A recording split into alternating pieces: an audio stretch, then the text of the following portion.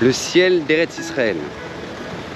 Alors comme vous le savez, durant ce dernier mois, il a été grandement obscurci par des milliers de roquettes. Mais c'est pas ça le sujet d'aujourd'hui. Mais c'est que le ciel d'Eretz Israël cache une notion absolument fondamentale, nous dit le Zera Shimshon. Quelle est cette notion? Et le Zera Shimshon demande comment se fait-il que lorsque les explorateurs vont revenir de leur découverte d'Israël et faire tout leur Lashon Hara, la conséquence va être non seulement que durant 40 ans, les Bnei Israël vont devoir tourner dans le désert, mais c'est que à cette même date-là où ils ont fait ce Lashon Hara, qui était le 9 Av, va être décrété que dans notre histoire, les deux temples vont être détruits. D'accord? Le premier temple et le deuxième. Et le Zera Shimshon demande quel rapport? Quoi, parce qu'ils ont fait du Lashon Hara, alors du coup maintenant les deux temples vont être détruits, quel rapport? Et le Zera Shimshon nous dévoile qu'en fait, il y a justement dans le ciel d'Eretz Israël une fenêtre au-dessus de l'endroit du Beth Amikdash. De cette fenêtre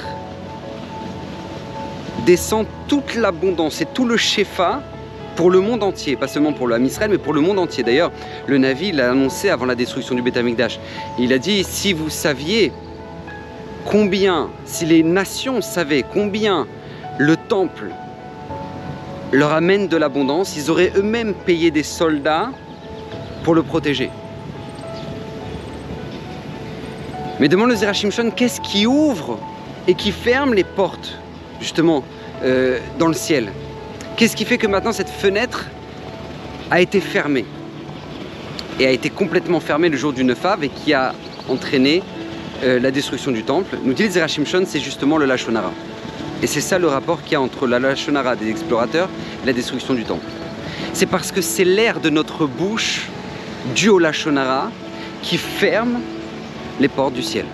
D'ailleurs, vous savez tous que lorsqu'une personne veut une bénédiction, veut une bracha, qu'est-ce qu'il fait? Il va voir le Rav et il lui demande, Rav, vous pouvez me bénir, parce qu'il sait que la bouche du Rav va ouvrir les portes, ou il va tout simplement ouvrir un Télim et se mettre à prier, parce qu'il sait très bien que tout ce qui était fixé à Rosh Hashanah, il ne pourra l'avoir qu'à travers la prière qu'il va faire.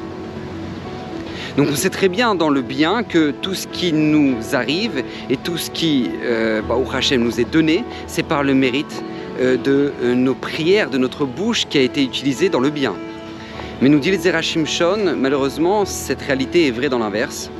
Et en ce qui concerne le Lashon Hara. Pourquoi j'ai trouvé cette notion très importante aujourd'hui et j'ai voulu vous en parler?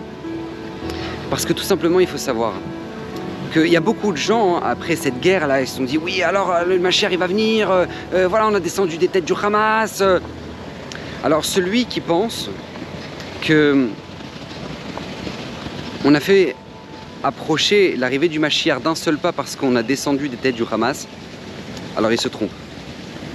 Parce qu'on sait très bien que un d'enterré, il y en a 10 qui repoussent. Donc, par contre, le Zera Shimshon nous dévoile par contre vraiment ce qui entraîne et ce qui va nous rapprocher de l'arrivée du Mashiach. C'est l'utilisation de notre bouche.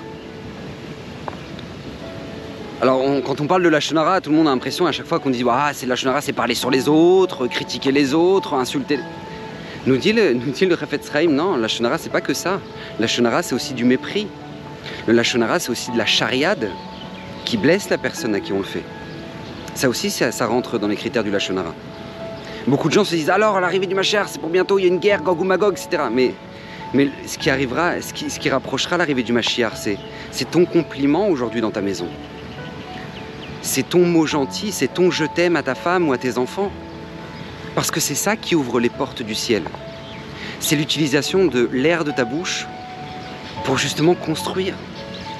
Et à l'inverse, tu peux attendre les nouvelles que tu veux et descendre des têtes du Hamas autant que tu veux, tant que dans la maison, il y a du Lashon Hara, il y a du mépris, il y a des insultes. On l'a éloigné, le Mashiach. Vous savez, le Admor Mitzan Sklosenburg, lorsqu'il était dans la Shoah, dans les camps, il a demandé à... Et ces Chassidim lui ont demandé, il lui dit Kvod Rabbeinu, mais je vous en supplie, quand est-ce que Mashiach va venir avec tous les mérites qu'on a fait, toutes les mitzvot qu'on a fait, ça y est, il ne peut pas venir, ça on n'a pas rapproché l'arrivée du Mashiach. Alors le Admor Mitzan Sklosenburg a répondu, Si, le Beth Amikdash est reconstruit. Si, tout, c'est prêt.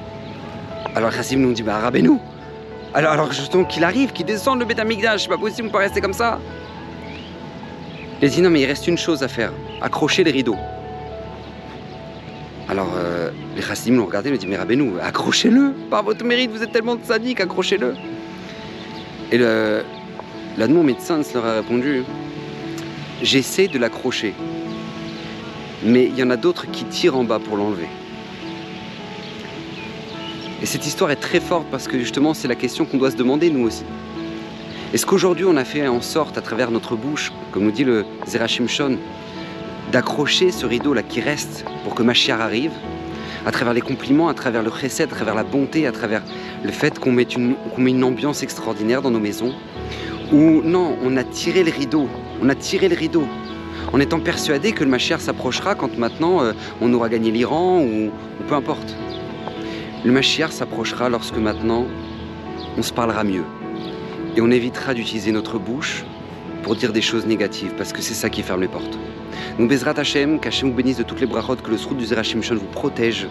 Il a promis que tout celui qui étudiera régulièrement ses enseignements sera béni de toutes les bénédictions. Partagez cette vidéo au maximum pour que le maximum du Ham Israël puisse en profiter. Qu'Hashem vous bénisse, bracha v'atzlacha. À la semaine prochaine.